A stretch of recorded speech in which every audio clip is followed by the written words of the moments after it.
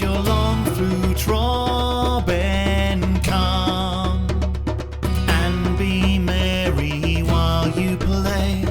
Tooraloo, patter, patter, pat. Come be merry while you play. Let us make our solstice day.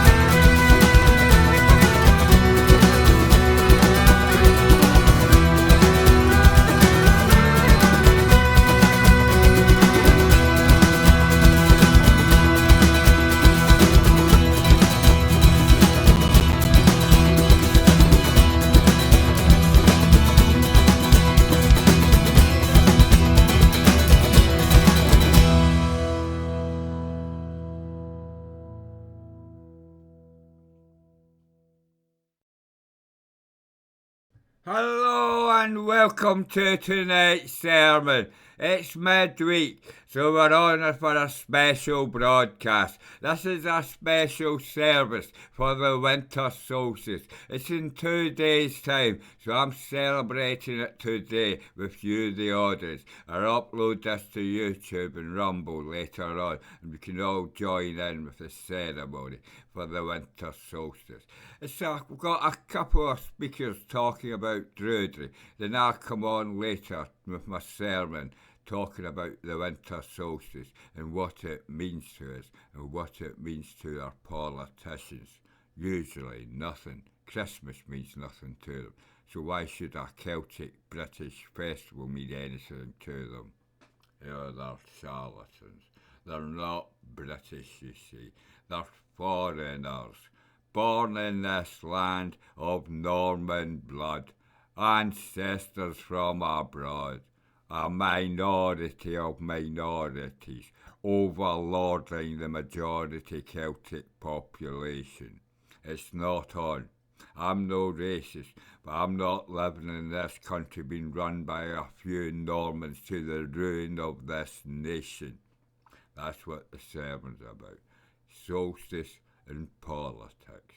Now, we'll be talking Druidry for the next couple of speakers. I've got a couple of guest speakers on for you, and they'll be talking Druidry. One's about what Druidry means to them, and the other one's the personal perspectives of Druidry, what the Druidry means to them. They're two good interviews. I've seen a bit of both of them, and I'll play them for you now. So here's the first interview. I'll play Joanna Van Hoven. Here we go.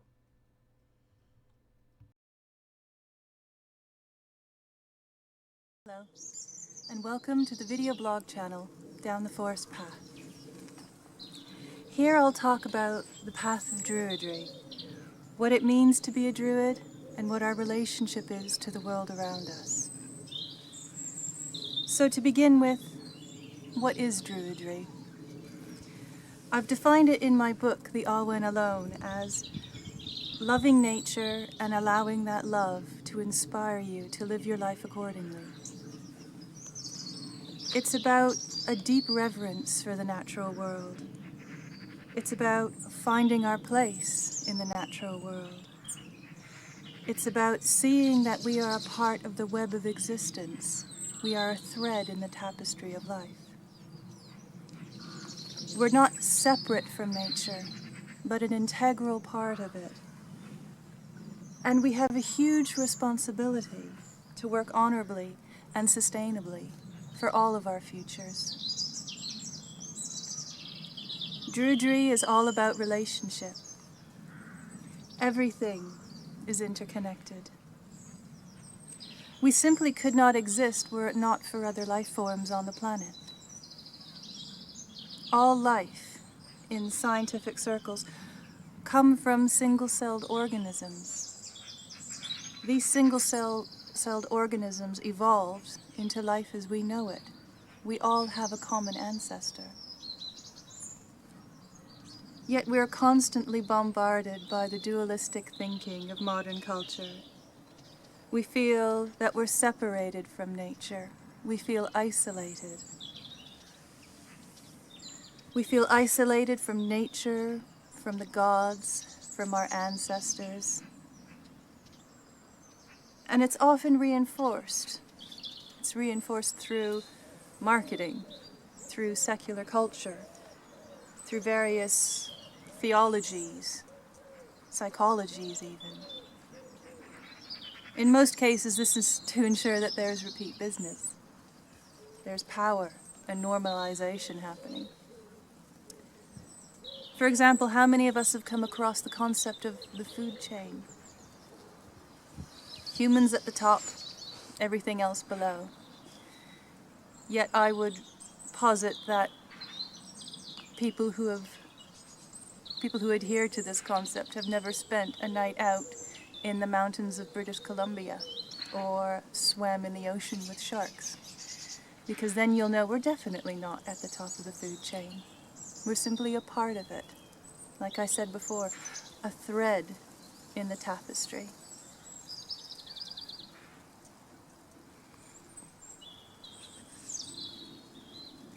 Druidry is about relationship, but what is relationship? Relationship happens when soul touches soul, when we're inspired by that meeting of soul touching soul, where our hearts open out, communication is involved, and we manage to share our truths, being to being, whether that is with the stone, with the tree, with the clouds, our next door neighbor. We're all connected, and it's through these personal relationships that the Druid creates their worldview. They learn about the land upon which they live.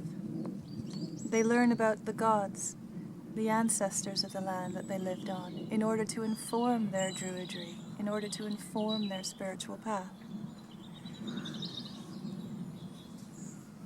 Druids realize that there is no such thing as a thing. Everything is considered sacred. Everything has a value. There's a strong streak of animism within Druidry. We cannot objectify something so that it simply becomes a resource for us to use. Our spirit honors that spirit. Our soul touches their soul. And in that meeting, we realize the sacredness of all life. Many native traditions use the term brother, sister, grandmother to refer to other aspects of life, such as Grandmother Moon or our antlered cousins, the deer. In that way, relationship is established. There is an inherent respect that is created. A community is created, an ecosystem, where we honor the crows that fly overhead, the birds that sing in our back garden, the moss growing beneath our feet. We realize that we have this common ancestry, whether we are bird or bee, fish or cloud. We realize we're all made of star stuff. And as Druids, we have to remember this in every single thing that we do. We have to ensure that we're not falling into the constraints and confines of dualism, of marketing, of secular culture. We have to see the beauty and the awe in everything. We have to be inspired by that beauty in order to live our lives accordingly. When we do so, that thread is filled with an awareness of life that is so utterly inspiring. It's profound, and that inspiration is called Awen in Druidry, where soul touches soul in deep relationship, true relationship, sacred relationship is established. I'd rather focus on being open and honest in a relationship rather than worrying about issues of trust. The gods do not necessarily require my trust, but by working and being truthful and honest, a soul-deep relationship can occur. Over the last few years, I've worked deeply with the goddess Bridget.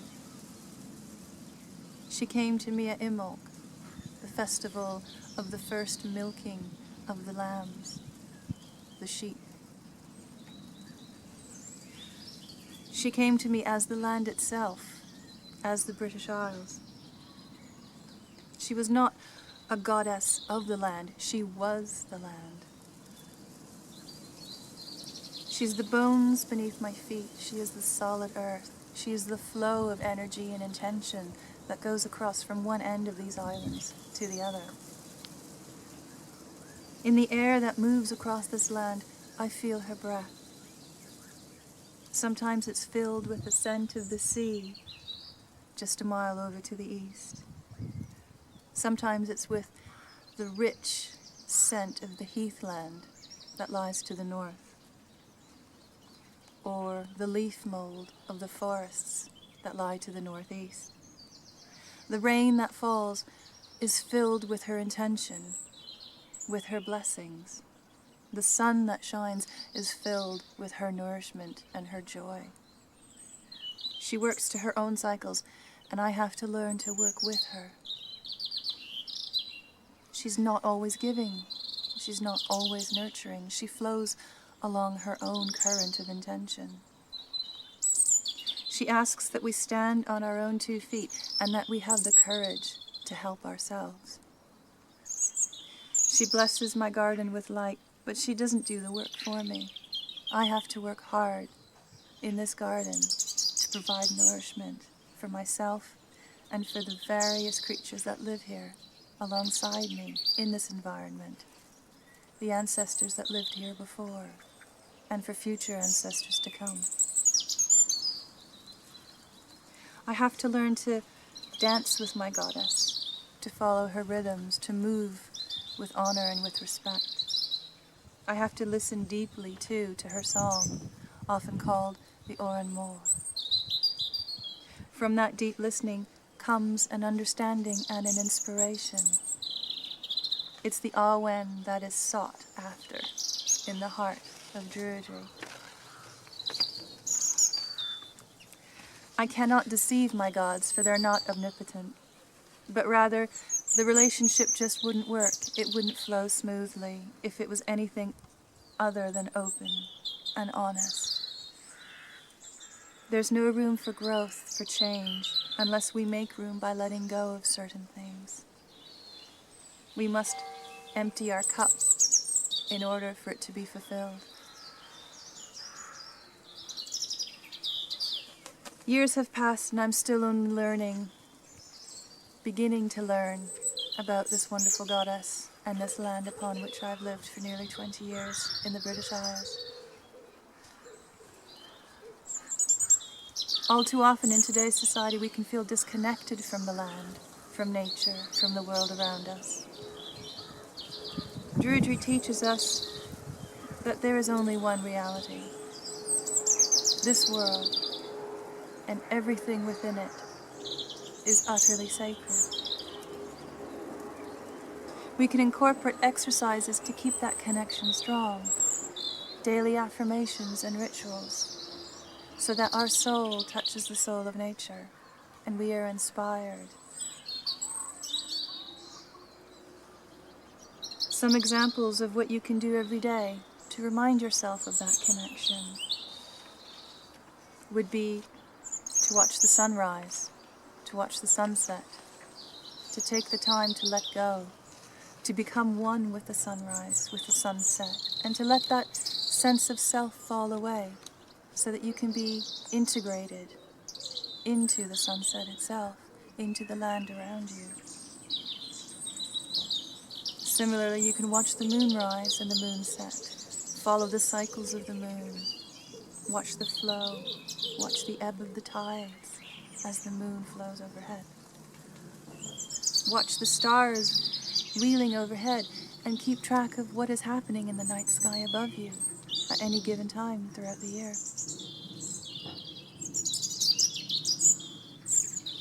Even such simple acts as bathing can be seen as a deep connection to the realm of water. It's a ritual done every day. We feel water upon our skin as we wash our faces or as we brush our teeth. We can honor the element of water every single time we do this.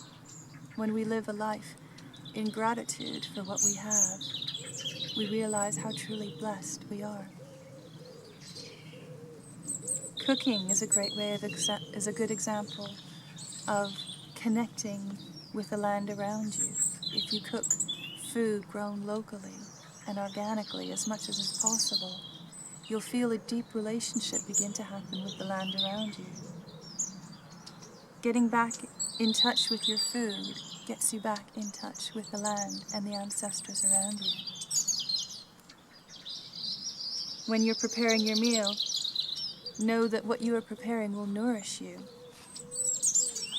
And in doing so, learn how you can nourish the land back in a reciprocal relationship.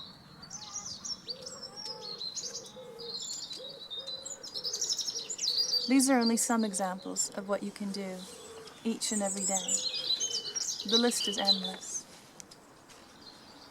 Having that connection with the natural world allows us to live a life that is more honorable, that is more sustainable. By taking the time out to pause and to nourish these relationships, we think about what we can do to even further our connection to the natural world. And then we simply go out and we do it. We find ourselves blessed with a knowledge that is born from experience, and we are truly blessed by it. That's all for today, and I'd like to thank you for joining me. I hope that you'll come back for more videos, and if you'd like to find out more about Druidry and what it is that I do, you can visit my website at www.joannavanderhoeven.com. Thanks, and I hope to see you again.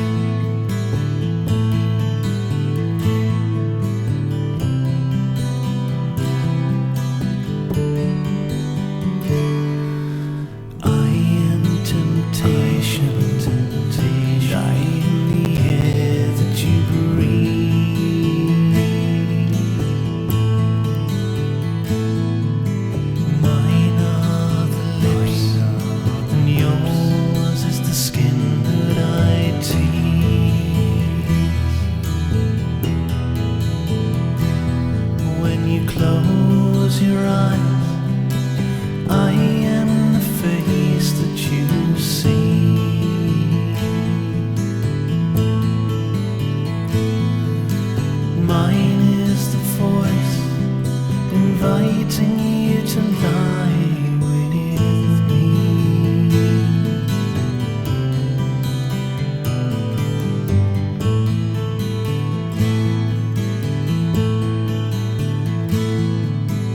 I am the vampire at your door. Please let me in.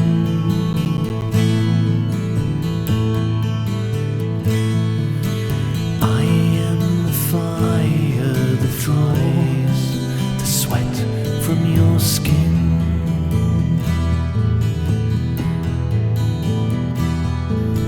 Tooth and nail bring the bitter sweetness of pain. Your love I drink like the blood that flows in your veins.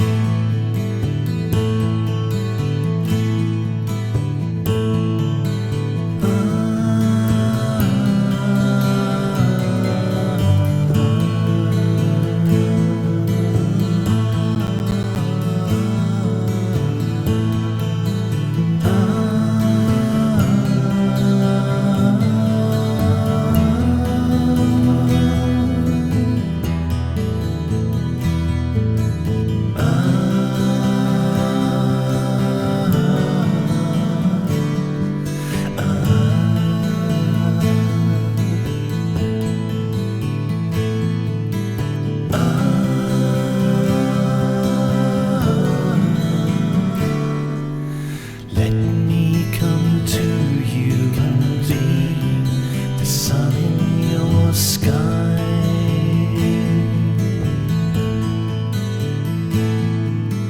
Under my heat on golden corn you will lie.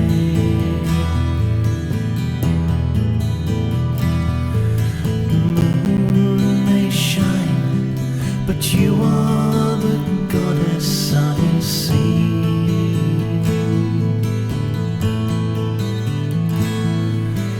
Lying there naked, you wake up the god within me. God within me.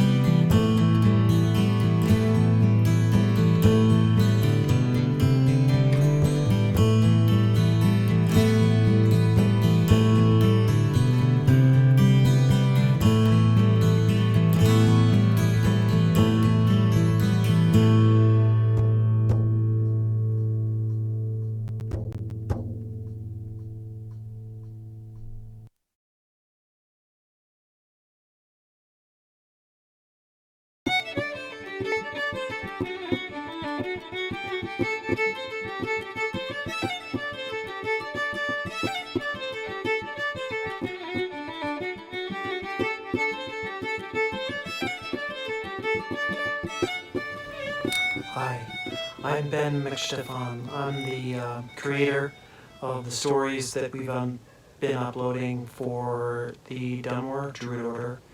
With all that said, before we get to the Finn McCool series, which is what I'm planning on doing next, I wanted to just put up a video of me talking about my perspectives on Druidry and what it means to me and how it informs my life and my own particular opinions about it, all that stuff. So this will be the first video in that new series of just my perspectives on Druidry.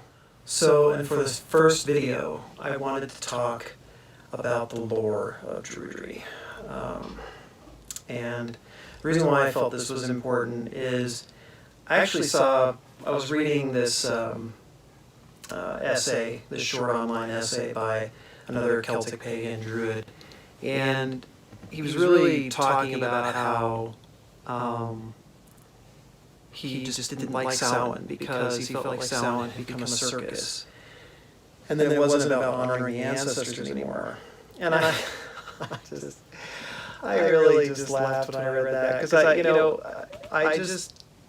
I think that's totally silly, to be honest. I really do. Just because people want to take their kids out trick or treating, or somebody else wants to wear a sexy costume, how is that stopping you from honoring your ancestors? I mean, I really, really don't ever want Druidry to become us to talk about Samhain like some Christians talk about Christmas, like, oh, it's got to be about the Lord, and it's got to be, it's got to be pure, and it's got to be, it's about the birth of the Lord, and all these other things. And I mean, we can complain about those things, but that doesn't do anything for anybody. And that's what made me think so much about the lore and our study of lore, and how it's a aspect of Druidry that we really should pay attention to. But how we pay attention to it matters. When I talk about the lore, what I'm referring to are things like the histories, archaeology, the stories, like all the stories we just told about Lu and the Tuatha Nephir, how to build with wattle and daub, how to do lost wax casting, all of those things are lore. And it's never the complete picture. The lore is never the complete picture. So the first important question I think to ask is, what are your internal motivations for actually learning lore in Druidry? And the reason that matters is because knowledge you can either use it as a cudgel, or you can use it to serve. And so when you're looking at the lore, when you're looking at the histories or the language, all these things I love, don't get me wrong. They're incredibly interesting, and they've been very helpful for me in so many different ways. But when we look at the lore, say we study something like the Lauragwala, are you doing it because you want to prove others wrong, or are you doing it to broaden your own understanding? And the way I tend to break this down is that there are really three modes of perception we have. And you have Olis, which is the Irish word for knowledge, facts, things that are coming from the outside and informing you. And Olis is like the sun. Imbus is like the moon, and Dawn is like the earth. So when you're studying lore, you're learning Irish, or you're studying the Lauragwala, or you're looking at the archaeology or the folklore, you are only engaging Olis, the intellect. How Olis is like the sun is that it's like illuminating your day-to-day life. It is practical understanding. It is knowledge that you're gaining from the outside, that it's coming from somewhere else. It's coming from a book, it's coming from a friend, it's coming from a lecture, it's coming from the archaeological record. And that's good. You need the sun to get through your day-to-day life. You need your practical intellect to navigate what you do day to day. And there's nothing wrong with that. That's very good. That's positive. We need it. But Olis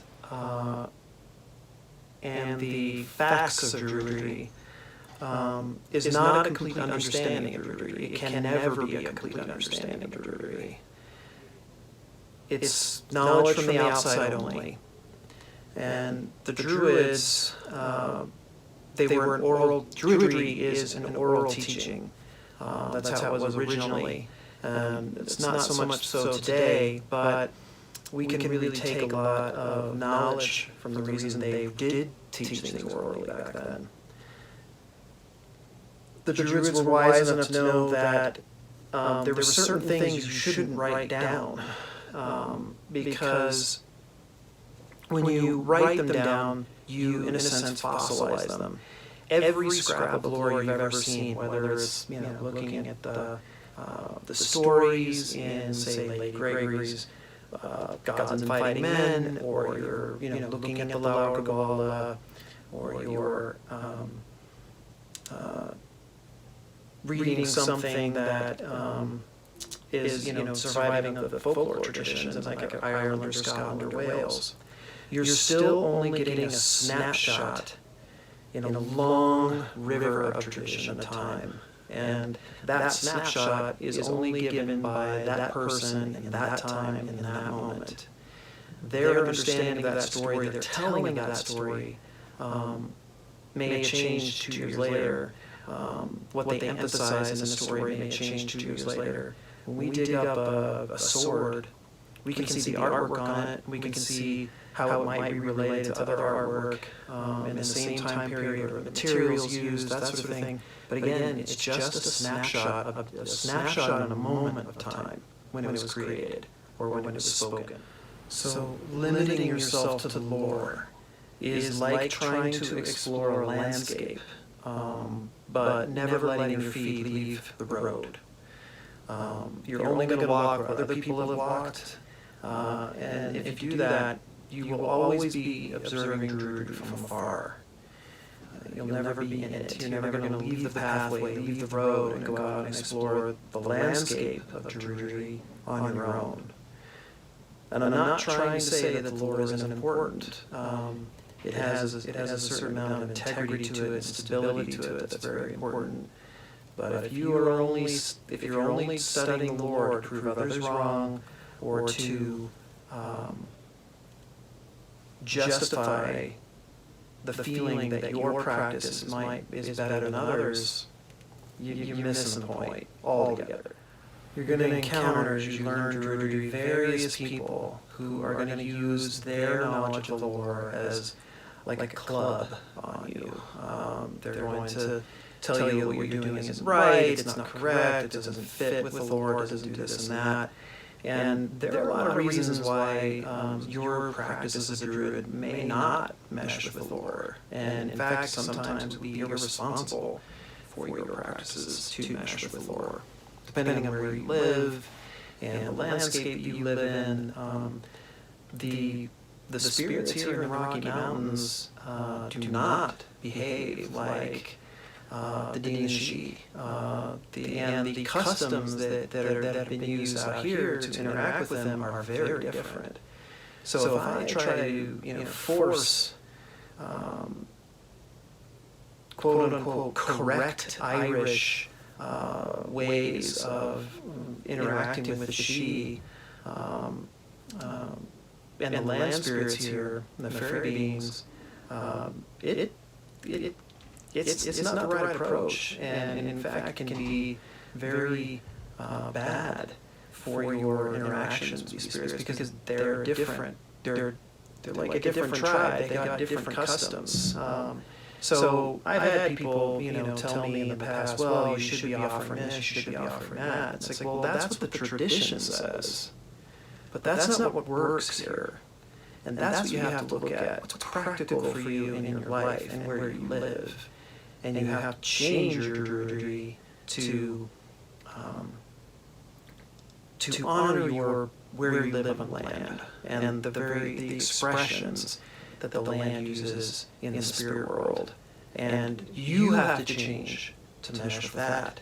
You don't try to force those traditions just because they've been written down by someone who may know everything, who may have researched their facts, who have all the good understandings and the teaching that they've looked at the lore, they've studied the lore, they've gone over every aspect of the lore.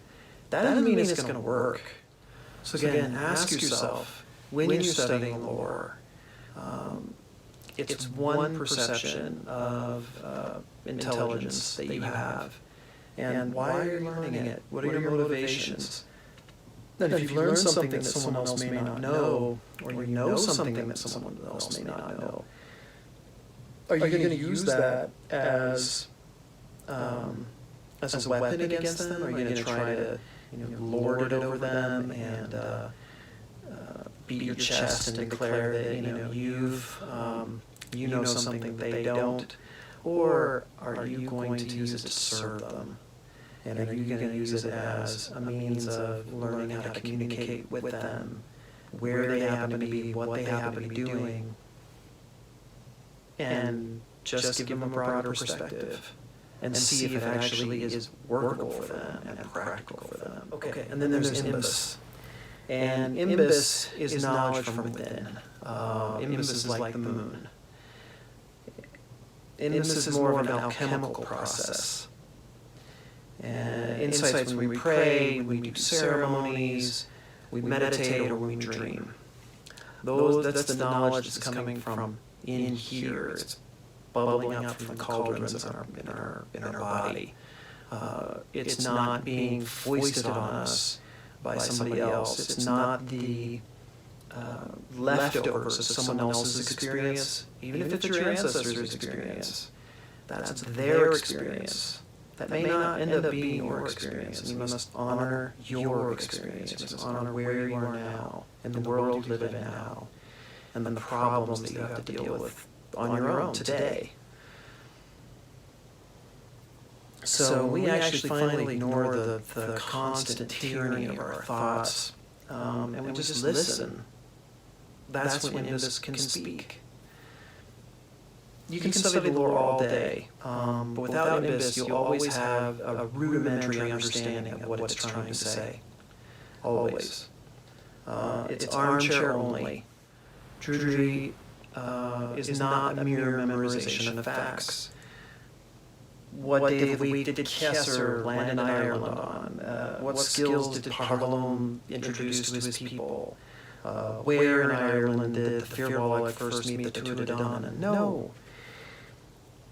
Imbus is the impact that the lore makes on your life. Imbus is what rises up inside of you to meet the lore. So if it's just taking in, reading, studying, and declaring the facts of how the tradition worked and how it was done, and this is what our ancestors did. Therefore that's what I'm going to do. Are you studying the lore to mimic the understanding of your ancestors? What's the use of that, really? I mean, when it really comes down to it, what's the use of that? Even then, you're seeing glimpses of what they may have thought, and it can give you insights, but that only if it's met with your own Imbus coming up from you to meet the lore. That's like the sun, like the moon reflecting the sun. And sometimes the moon has to turn away from the sun and be dark and go inside. It's not always full. So I would say that when you're conjuring your own Imbus from inside of you, when you are shutting up your mind and you're sitting next to a river and just listening, or when you dream, or you do ceremony, or you pray, those are the times when the mind is going to let go, Olus is going to relax, and the lore is going to seep down into your body and go into your other cauldrons, and Imbus is going to churn that for you. You won't have to think about it. You won't have to ruminate about it. You won't have to focus on it. It's just going to be there for you. And the more you cultivate the trust in your own Imbus, then the more the lore is going to actually speak.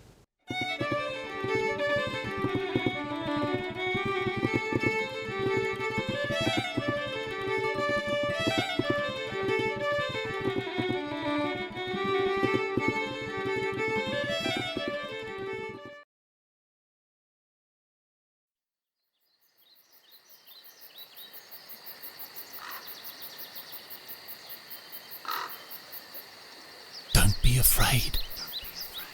Don't be afraid if I open my eyes and you catch my gaze.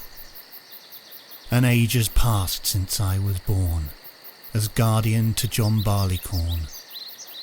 I have seen Albion change, and I have seen its people change, but through it all, constant I have been. For there is nothing I haven't seen. Whispered secrets, voices long gone, you will hear within my songs. 2 ravens and a murdered knight, Lord Darnell's servant taking flight, Morris bells on Beltane morn, pipes and drums as the sun is born. So raise your voices, dance and sing, and let the crowman's tales begin.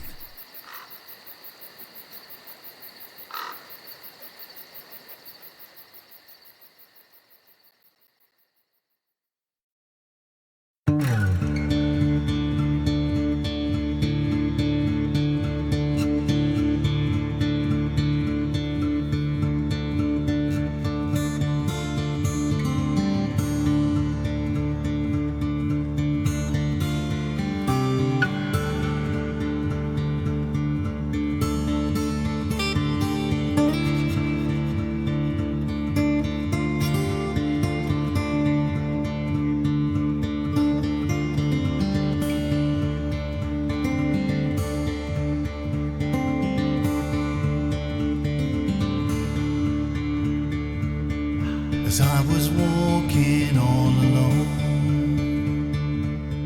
I heard 2 ravens cry and moan.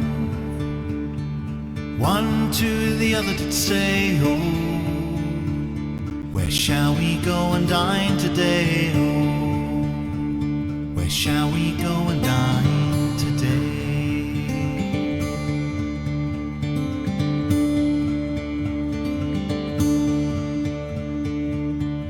Out behind that old high dike, I know there lies a murdered knight.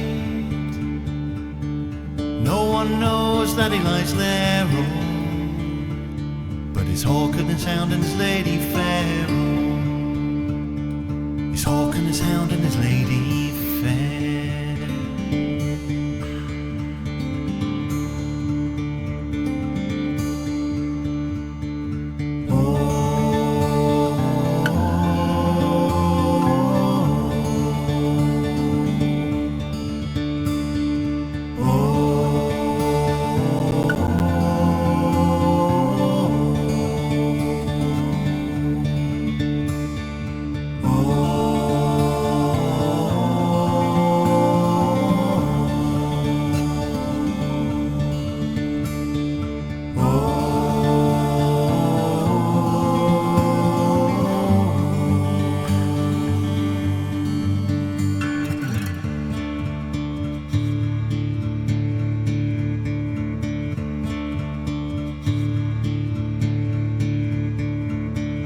Hawkers to the hunting gone,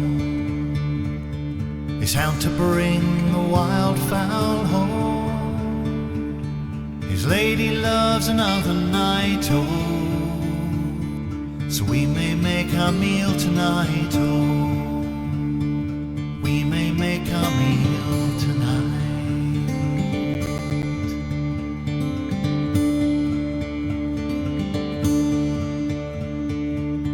So you sit on his milk-white thigh, and I'll peck out his bonny blue eye. With a lock of his golden hair, oh, we'll fix our nest when it grows bare, oh, we'll fix our nest when it grows bare.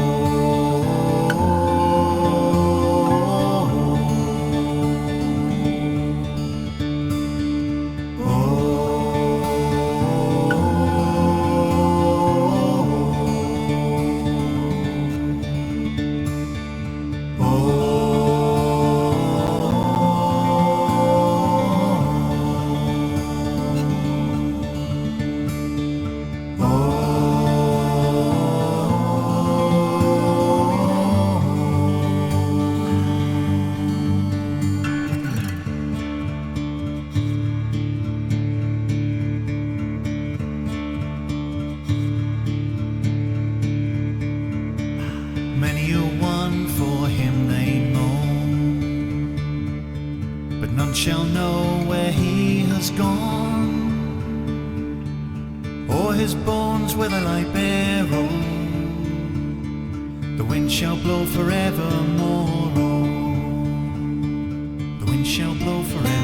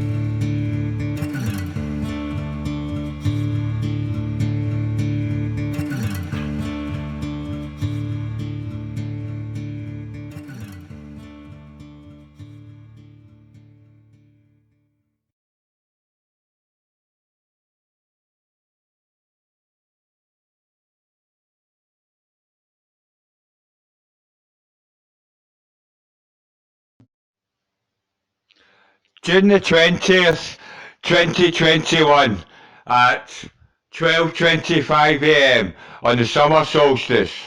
Going to go in for a wee shamanic journey now, a solstice shamanic journey. See if I can see anything, get any advice. Going to go in now.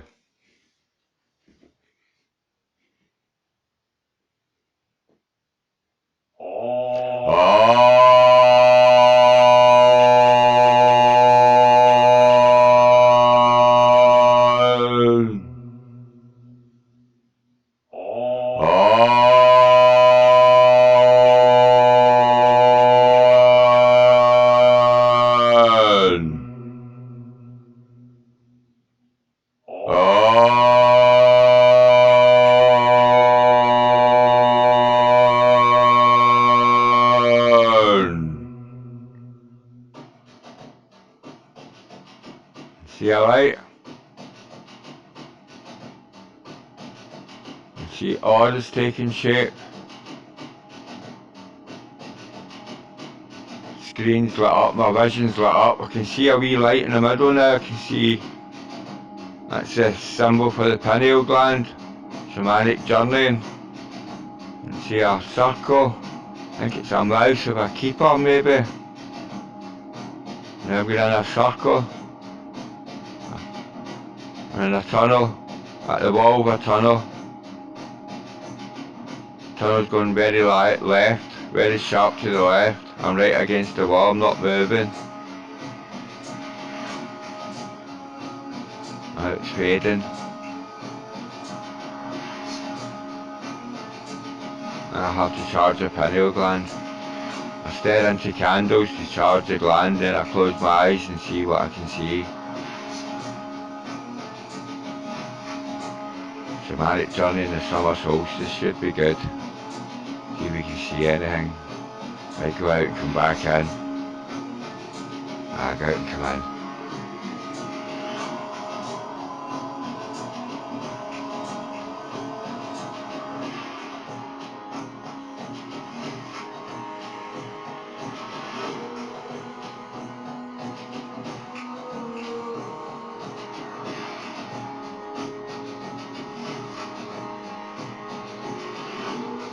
See orders. See a circle. 3 circles forming a face. The keepers of the underworld. See a pineal gland in the shape of a person. A wee tiny light, a wee tiny red light in the shape of a person. Over the aura of the eye shield. It's faded. I don't know what that's meant to represent.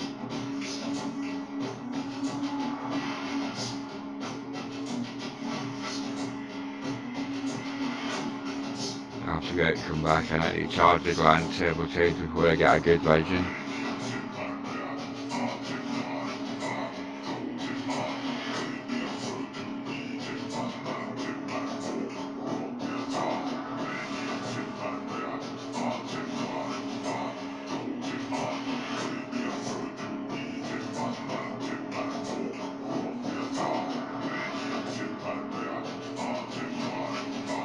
See a bright circle now, in her face, and how she's turned up. Should have prepared some questions for the IC tonight. Rushed into this shamanic journey, once I realised it was after midnight.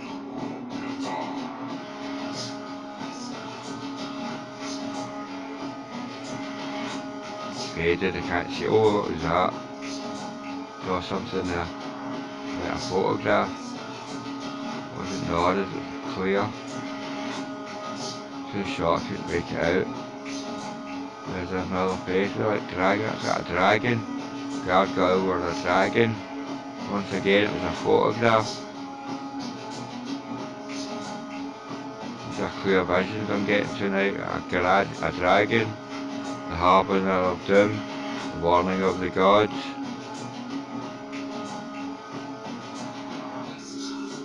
I don't know whether to go out and come back in. I'll stay in for a wee while. I think it's too soon to stay in. I'm still charging the gland.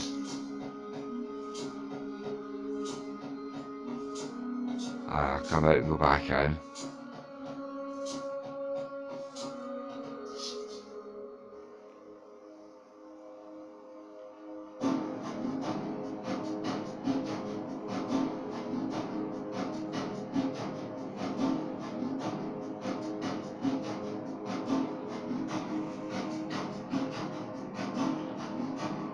See a circle and a light at the top of the circle, a light centre in the circle, there's lines in the centre of the circle, the light's turned into a person in the circle, a wee very small person, red light, in a circle of auras, and James in a dark circle, the wee light, moving about the light, moving about the circle. Faded now. The strength in circles. We almost seek strength from circles. That's our community, our family and our community. We must create a grow within our own communities. This group of friends, a group of family, a group of friends, a group of neighbours.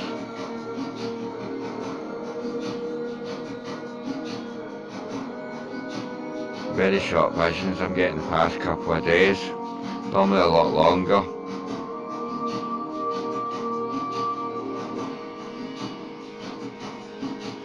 This is vision number 1 tonight. I think I'll go in several times since it's the summer solstice. Maybe 10-minute journeys, several 10-minute journeys, 10-15 minutes. I just need to come out and come back in.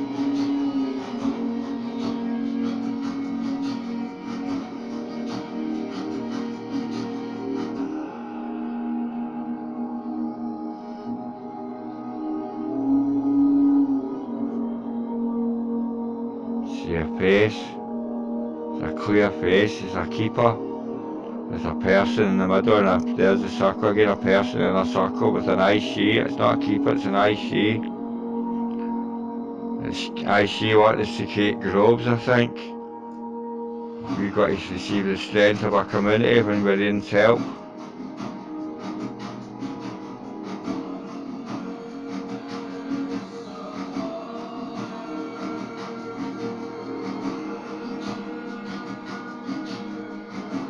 See anything.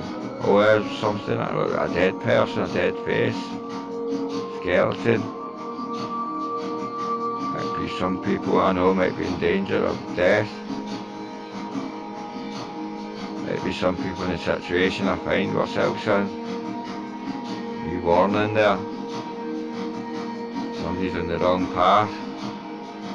Might be some form of death. Might not be their actual death, it might be the death of their job, the death of like relationships, the death of something.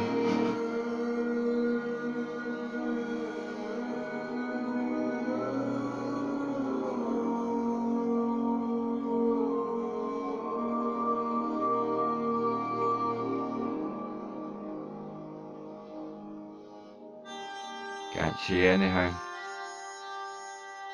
Stay in for a wee bit. You still see auras, but they're not taking shape of any clear shape. I can see no doubt.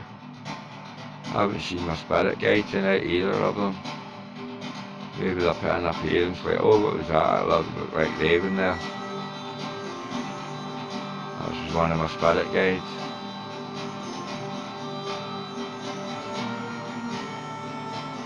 Raven or Morgana.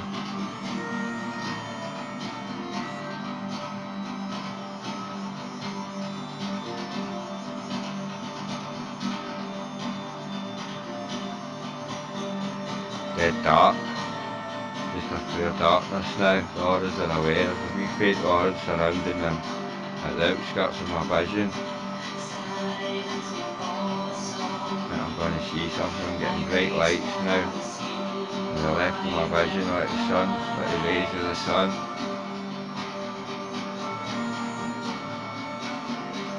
I never can see anything for the summer solstice.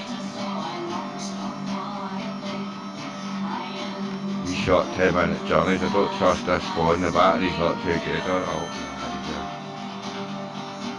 89%. I think I'll come out and then I'll come back in. That's 10 minutes.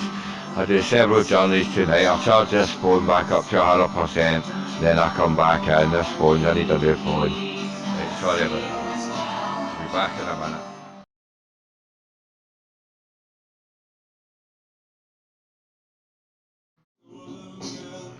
17th of July, 12 o'clock, shamanic journey number 1. I'm going in now.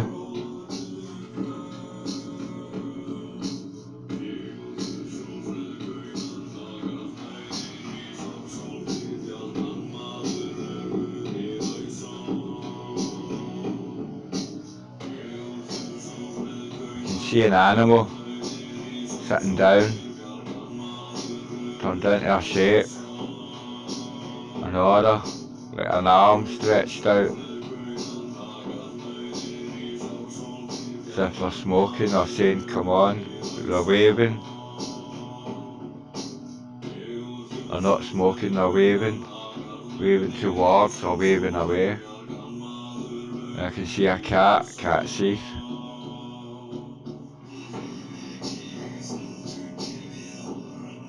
Cat's screaming, roaring. Mouth opening and closing, roaring.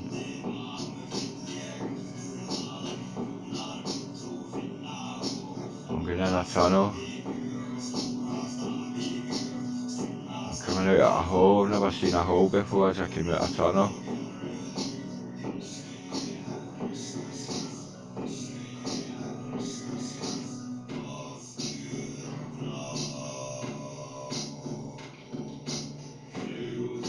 Standing still in a tunnel at the edge of it. I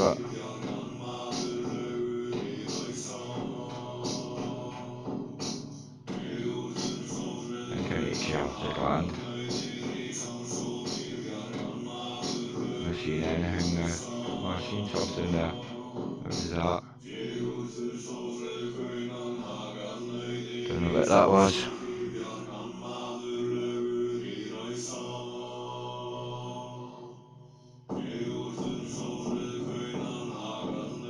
I'll come out and go back in. That's that way over.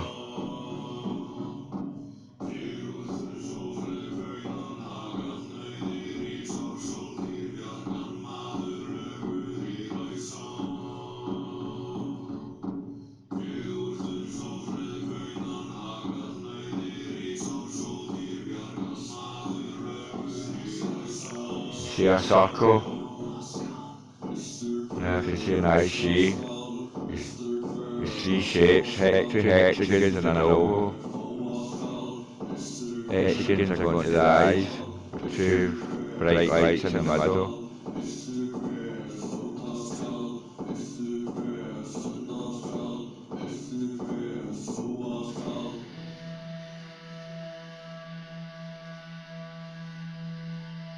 Just an order. There's a base. What have we done? priestess of dawn in an image.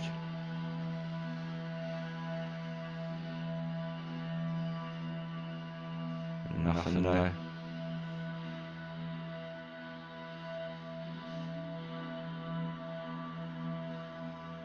I think I come out and go back out and charge the land again.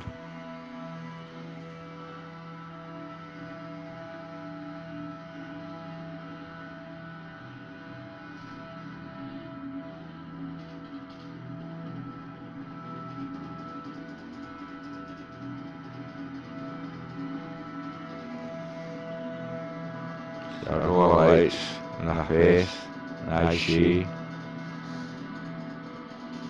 looking at me now, and as she looking right at me.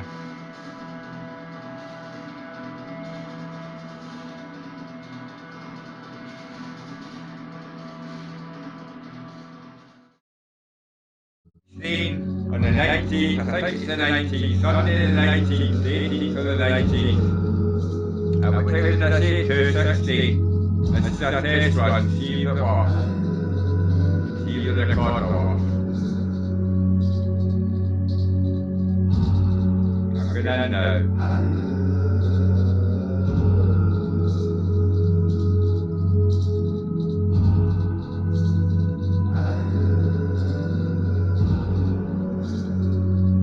Alright, the person in it, the hole, trap symbol, the square in the bottom. I don't know what that signifies. A box, a square, not a rectangle, it's not a grave. Maybe we see graves, we see a keeper. Looking at the government, Boris Johnson. He's got to meet the keepers when he dies. My wife's right up, he's got to meet the keepers. He's the Prime Minister. Doesn't set up. And that evil act involved himself.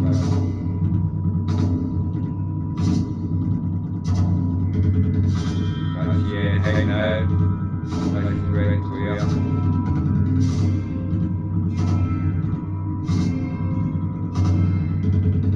Glass sale, and any child to glass a wee bit, child to tiny glass.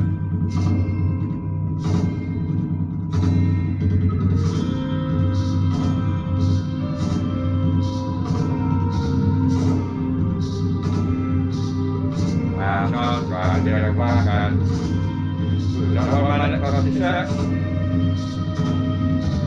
Here we go again.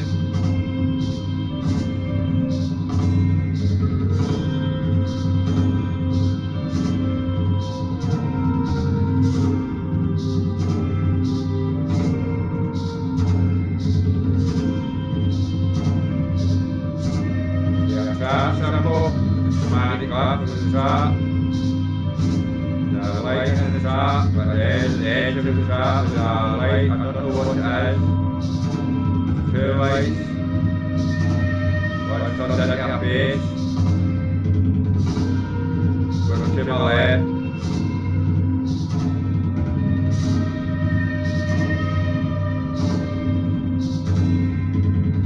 Again, she keeps everyone in the trap, to my left.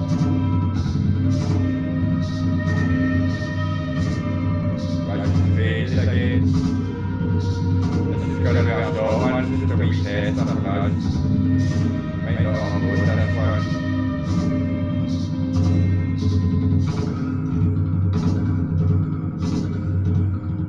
Yeah,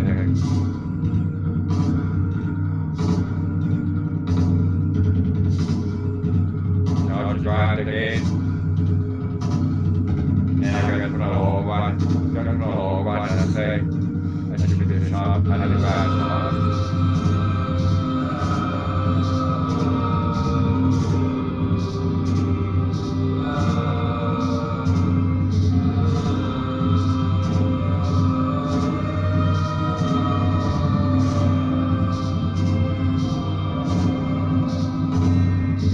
I like when I see the trap, I like inside.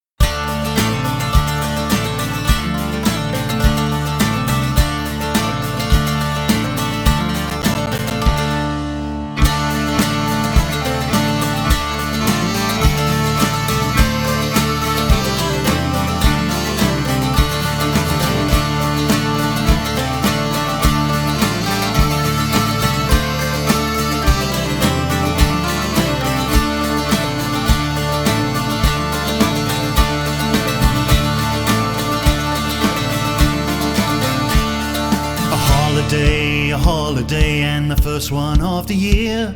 Lord Donald's wife stepped into the church, the gospel for to hear. And when the meeting it was done, she cast her eyes about. That's where she spied a little Matty Groves walking in the crowd. Come home with me, little Matty Groves, come home with me tonight. Come home with me, little Matty Groves, and sleep with me till light. Oh, I can't come home, I won't come home and sleep with you tonight. By the rings on your fingers I can see you are Lord Donald's wife. What if I am Lord Donald's wife? Lord Donald's not at home. He is out in the far cornfields bringing the yearlings home.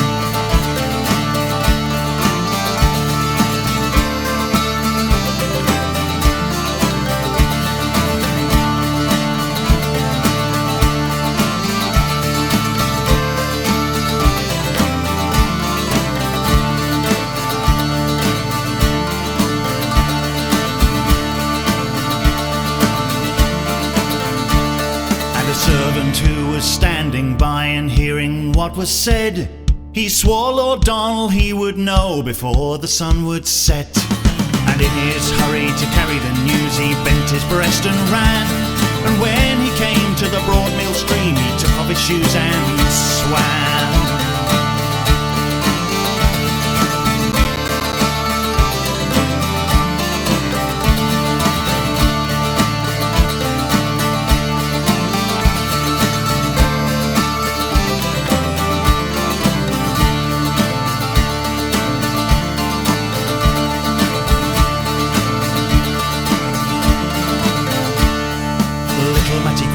He lay down and took a little sleep. When he awoke, Lord Donald, he was standing at his feet, saying, how do you like my feather bed? How do you like my sheets? How do you like my lady who lies in your arms asleep? Well, I like your feather bed. Well, I like your sheets. But better I like your lady gay who lies in my arms asleep. Well, get up, Lord Donald cried, get up as quick as you can.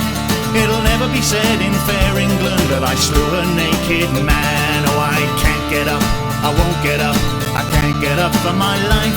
For you have two long beaten swords and I not a pocket knife. Well, it's true I have two beaten swords and they cost me deep in the purse. But you shall have the better of them and I will have the worse. And you will strike the very first blow and strike it like a man. And I will strike the very next blow and I'll kill you if I can.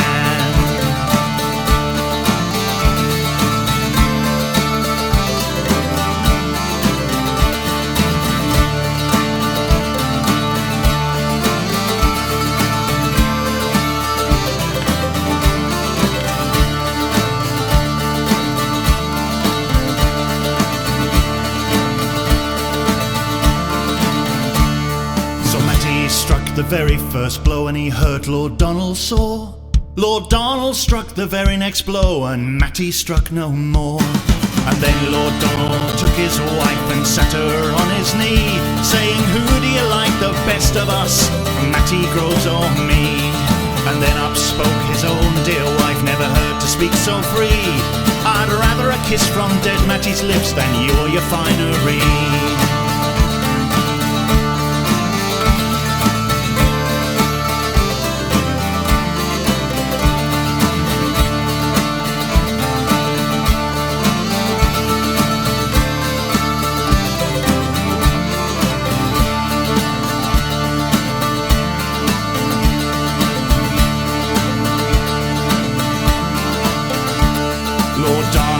Jumped up and loudly he did bawl. He struck his wife right through the heart and he pinned her against the wall. A grave, Lord Donald cried, to put these lovers in, but bury my lady at the top, for she was of noble kin.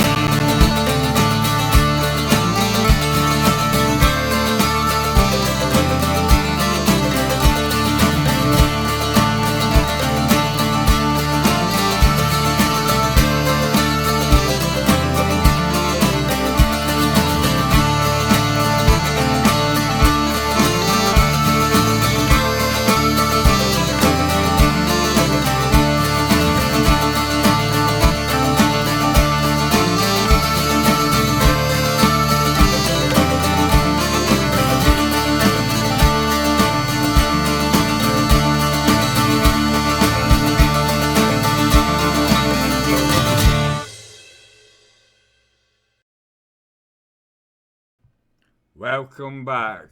That was three Seer visions in total. And before that, we had a couple of guest druids on. Now, this is a sermon, and this is about the spirit of the winter solstice, our ancestors and community. This is about Yuletide, this time of the year where druids celebrate the coming of winter and the middle of winter, where the light days are coming back. It is the end of the dark days, when darkness descends upon us after the Samhain festival, when we are deep within winter. We've still got cold months to come, January, and sometimes February is cold, but it's mainly December and January, with the days getting longer and brighter again. But for 3 days from the 21st, time stands still. The sun stands still. And that's where the resurrection comes from, and all the other prophetic myth religions. Now, in our religion, Druidism, the old ways, the old religions, Norseism, the old pagan ways, they're all similar. Wicca, Druidism, Norseism, they're all similar. They're about following the old gods, and the gods don't care what name we call them. There's a race of gods and goddesses up in heaven, up in the other world, and they are there for all of us in the mortal realm, not just us earthlings, but every single planet that there happens to be life on. The gods are administrating those planets, like the earth gods are taking care of our world and our human beings and our plants and animals. Now, at this time of the year, we spend it with our family, and we remember our ancestors that have passed away and are not with us this Yuletime or Christmas time, since we are a Christian country now. But there are a lot of pagans still celebrating the old ways. But Yuletime and Christmas time is all about worshipping the God and the gods and the goddesses. And you can also add in the transcendent Master Jesus Christ, Now, Jesus lived 2,000 years ago. I know this for a fact because I am a seer and I have seen him in shamanic journey. So I know Jesus is real, but his teachings were bastardized by the Roman Empire. They were warped and corrupted by the elders of those days. So they came up with a religion that was acceptable to the Roman establishment, not a religion that was based on the murder of the leader of that religion by the Romans. No, how could the Romans adopt a religion where they murdered the apparent God? So they had to come up with a fable. Pontius Pilate washing his hands. Poppycock. He murdered Jesus. He never washed his hands. He condemned him to death as a criminal, and Jesus was not a criminal. He was a holy man and prophet who tried to change the ways of the Israeli people. Sorry, I got tongue-tied there. My mouth's a bit crumbled up. I've been drinking too much iron brew all day long. Smoking too much marijuana. I've got to cut it down. Now, I came on this broadcast early. I was going to do it tomorrow, but I came on early. I should have left it to tomorrow, but this is okay. Now, the spirit of the winter solstice is about ancestors and community, about serving your community, visiting people in your community who have no current family, and giving them gifts, hampers, food parcels, presents, even just an envelope, a Christmas card with £20 in it, and they can spend it on whatever they like. It's about spreading the gift and the joy of Yuletime and Christmas time. That's what Yuletime is about. And what we have to do is wake up to the politicians. Are the politicians doing at this time of the year, this family time of the year? Are they doing the best for our families and our nation? Or are they leading us down a garden path? Are our politicians doing what the people want this Yule and Christmas time? Are they? What are they doing? They're coming up with Rwanda policies, but putting immigrants in a foreign land. It's poppycock. They're never going to do it. It'll never be allowed. It's propaganda. And it's one more thing. Are our politicians making money out of illegal immigration? Are they receiving brown envelopes? Companies want illegal immigration to keep the costs of labour down. The whole capitalist system in Britain is based on illegality, corruption. All the corporations are corrupt. The banks are corrupt. What are we doing about it? We jail working class people when they break the law, but we don't jail the rich unless they mess up and get caught publicly.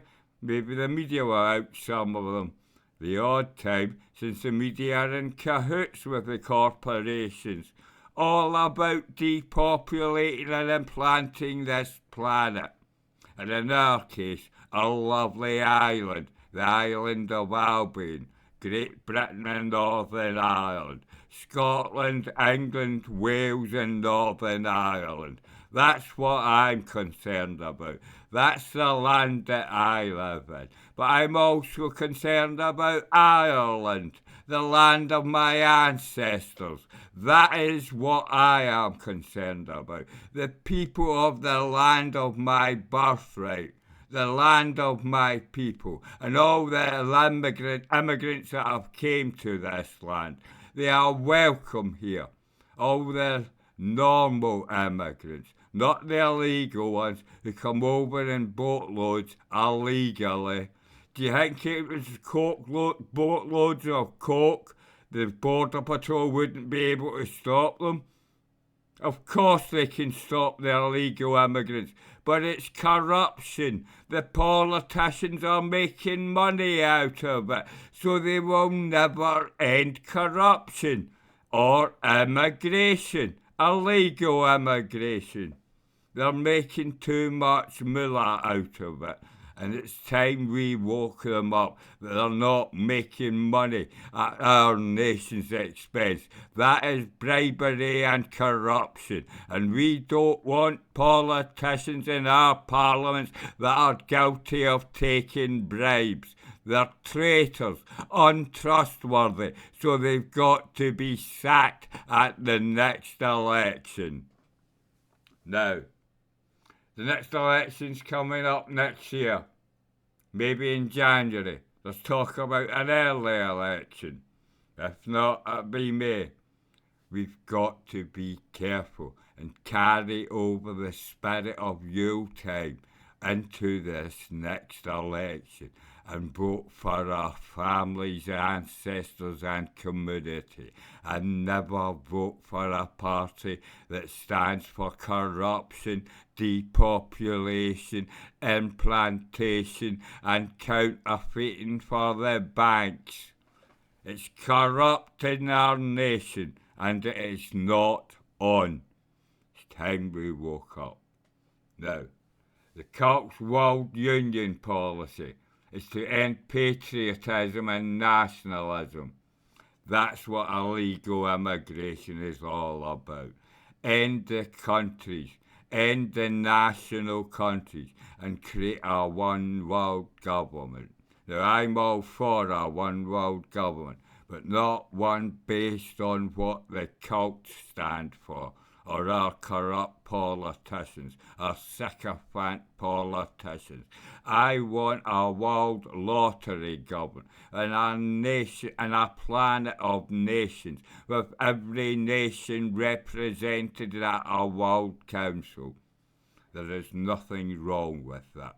We have got to come into the world future democracy of our lottery government all over this earth, or our planet is doomed with corrupt politicians serving themselves and their bosses, the cult. The bosses are meant to be us, the people, but they're not. They're the cult. They don't work for us. Look at their policies. Look what they say about Israel. It's hard to get a British politician to condemn Israel for what they're doing to men, women and children in Gaza. It's not on. Because America won't smear Israel. Our sycophant politicians won't. Our slimy politicians keep their traps shut when the time for keeping quiet is over and the time for speaking out is now, when people are dying at Christmas time and Yule time. We must achieve peace in the Middle East, and that's a three-state policy. The independent nation of Palestine, the independent nation of Israel, and the independent city-state of Jerusalem. None of them deserve Jerusalem. Jerusalem is a holy city of three world religions, so therefore no country can have dominion over Jerusalem. It must be made an independent city-state like the Vatican, funded and policed by the United Nations. That's the point of having a world government, to bring democracy and peace to every person on earth as we strive to become a spacefaring nation. Now, I've reached the end of this sermon. That's an hour and a half I've been on for. And I've been ranting at the end. I'm a bit angry today, a bit peed off at the state of this country at Christmas time and Yule time, when I see homeless people in the streets in this freezing weather. It's not on. Not in our modern democracy in the 21st century. Let's wake up to our politicians and get rid of them once and for all. Thank you, and blessed be. I play out with two tunes that Here's the two majors. The music's by Dave the Bard on this show, by the way. They're all amazing pagan tunes. I really love his music. Acoustic and bouncy, and merry and sacred. Pagan tunes for the pagan ways. Thank you, and blessed be, my friends.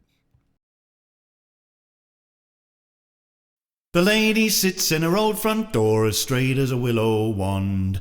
By there comes a lusty smith with a hammer in his hand, saying, "Bide, lady, bide, there's nowhere you can hide, for the lusty smith will be your love, and he will lay your pride."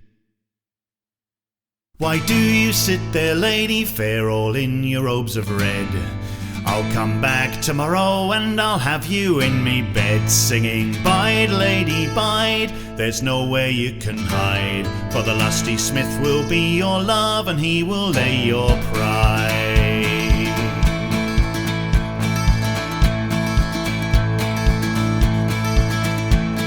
Away, away, you cold blacksmith, would you do me this wrong?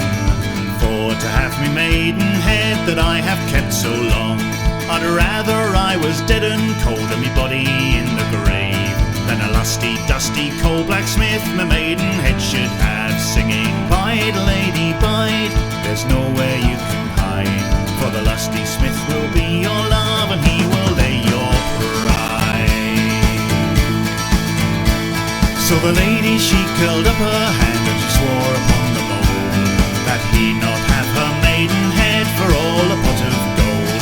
But the blacksmith he curled up his hand and he swore upon the mast that he would have her maidenhead for half of that or less, singing, "Bide, lady, bide, there's nowhere you can hide, for the lusty smith will be your love, and he will lay your pride."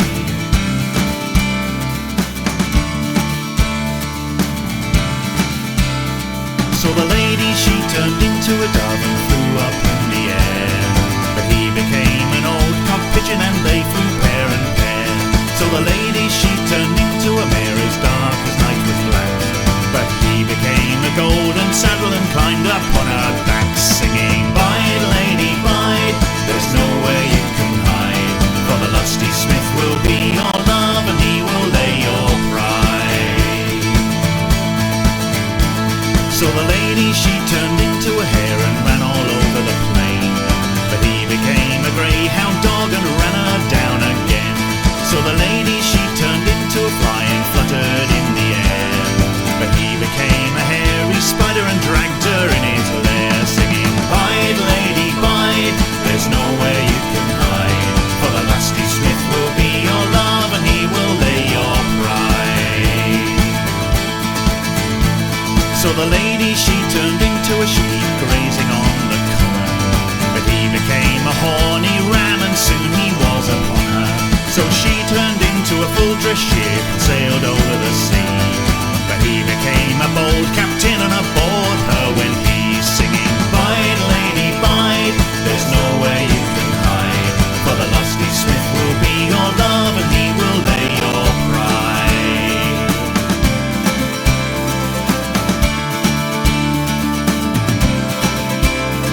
So the lady she turned into a cloud floating in the air, but he became a lightning flashed and zipped right into her. So she turned into a mulberry tree in the wood, but he came forth as the morning dew and sprinkled her where she stood, singing, "Bide, lady, bide, there's nowhere you can hide, for the lusty smith will be your love, and he will lay your pride." So the lady she ran into the bedroom and changed into a bed, but he became a green coverlet and gained her maidenhead. And once she awoke he took her soul, and still he bade her bide, for the lusty smith became her love for all her mighty pride, singing,